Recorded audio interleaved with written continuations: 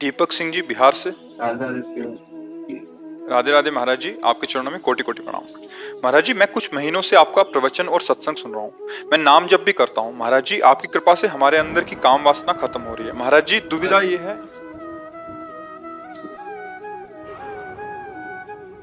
अभी तुम देख नहीं पा रहे हो, चिंगारी को ज्वाला बनने में देर नहीं लगती। सत्संग से, नाम जप से वासना क्षीण होती है, भगवत साक्षात्कार से नष्ट होती है। अगर हम कहीं धोखे में मान लिया कि हमारी काम वासना नष्ट हो गई तो फिर गड़बड़ हो जाएगा, क्योंकि दुश्मन को दुश्मन ना मानना घाटे पे पहुंच जाना है। क्षीण होने को मतलब ऐसा लगने लगा कि अब वो वेदना नहीं है, पर वो है, वो सूक्ष्म रूप से है। अगर उसको फूस मिल गया चिंगारी को और हवा अनुकूल मिल गई तो ज्वाला बन जाएगी। तरंगवत है, सावधान नहीं रहे, असावधानी हुई तो समुद्रवत हो जाएगी। तो भजन से, सत्संग से कम होते हैं, लेकिन नाश तभी होता है जब भगवत साक्षात्कार हो जाता है। तभी वो माना जाता है कि अब इसको कोई बिगाड़ नहीं सकता। नई स्वात्मा रामम विषय मृग तृष्णाम भ्रमयति। तो आत्म तत्व का बोध प्राप्त कर लिया, फिर उसे भ्रमित माया नहीं कर सकती। एक संत थे, रोज भिक्षा मांगने जाते थे। तो गांव के किनारे एक वैश्या का घर था, तो उनके पास बकरा था, बकरा की दाढ़ी थी। तो पूछते थे, बाबा जी, विनोद करते थे, तुम्हारी दाढ़ी अच्छी या हमारी बकरे की दाढ़ी अच्छी? वो कुछ नहीं बोलते थे। जब अंतिम समय था, बुलवाया, उसको बुला लाया। बोले, बच्चा अब जा रहे हैं, अब हमारी दाढ़ी अच्छी, पवित्र, कि पूरा जीवन पवित्रता से गया। तो उनका, महाराज ये तो पहले भी कह सकते। तो बोले, विश्वास नहीं था।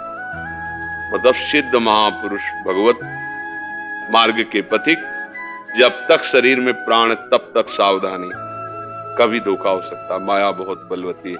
अभी तो तुम बच्चे हो और कुछ महीने से सत्संग सुन रहे हो और आपने फाइनल कर दिया कि आप काम विजयी हैं। आपके अंदर काम नहीं है। गलती, क्योंकि बहुत बहुत सावधानी की जरूरत, बहुत सावधानी। ऐसा कभी वचन में भी ना हो। नारद जी को यही वचन गिरा दिया था अगर भगवान न बचाते। शंकर जी से यही तो जाके कहा, जब हम काम विजयी हैं और भगवान से मत कह देला जाके। तो उनको लगा शंकर जी ने तो काम को जला दिया है, जीते तो नहीं गुस्सा में, और हमको तो गुस्सा भी नहीं आई, तो इसीलिए हमारा यश ना हो, ऐसा कह रहे हो। जब आम हो जाता है तो बुद्धिमान। अरे भगवान शंकर ज्ञान समुद्र हैं, और वो हरि के पास गए, बोले प्रभु हमने तो काम, अरे बोले आप काम विजय करो तो क्या है, आपका कोई स्मरण कर ले तो काम विजय हो जाएगा। भगवान ने, अच्छा भगवान सही कह रहे, सत्य बोलते हैं, भक्त का स्मरण कर ले तो विकारों पर विजय प्राप्त, जैसे बच्चा बोल रहा है। भगवान को तो देखा नहीं, संतों की बात सुनी, संतों तो ऐसा आभास हो रहा उसको कि पहले जो हम जल रहे थे, जो हमें वेदनाएं हो रही थी, वो अब शांत है। वो उतना अनुभव करके बोल रहा है, लेकिन वो है, चिंगारी है। भगवान से थोड़ी देर में विदा हुई, एक नगर राजकुमारी स्वयंवर हो रहा है, अभी कह के आए थे भगवान से, और फिर भगवान की याद की कि आप अपना रूप दे दो क्योंकि ब्याह हो जाए।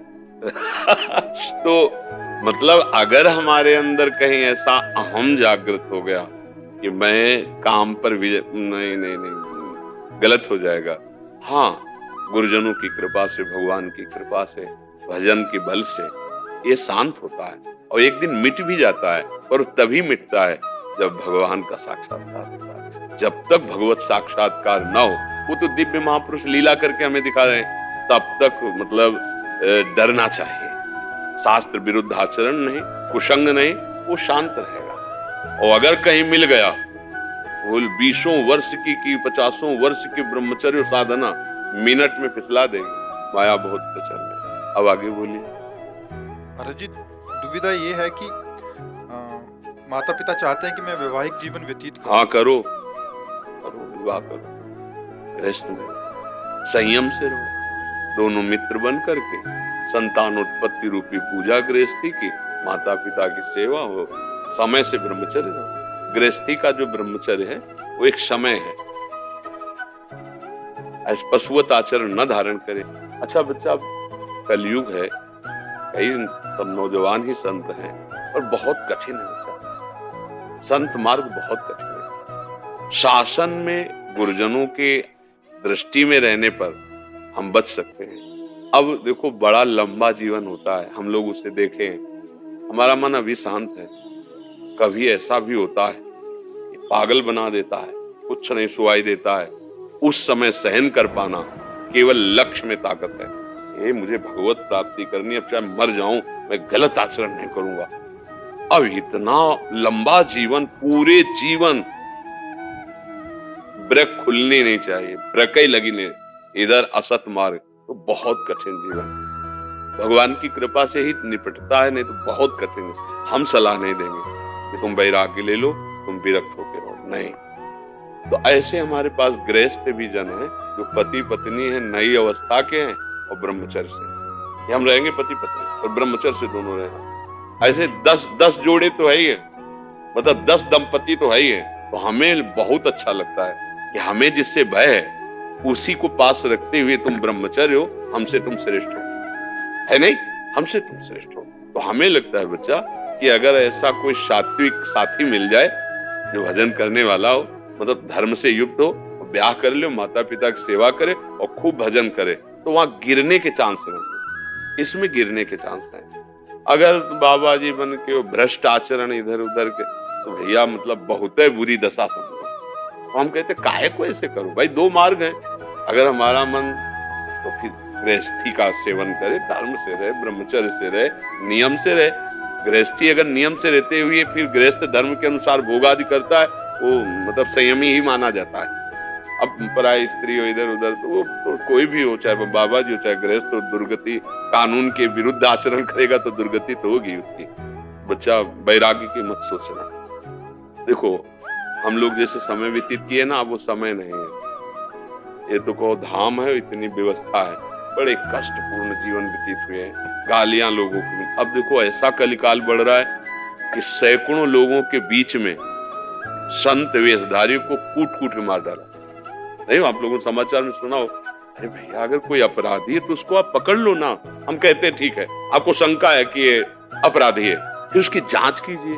हमारा न्यायालय विभाग, ये कौन सी पशुता है, साधु है तो मार डाला। तो समाज देखो बदल रहा है ना।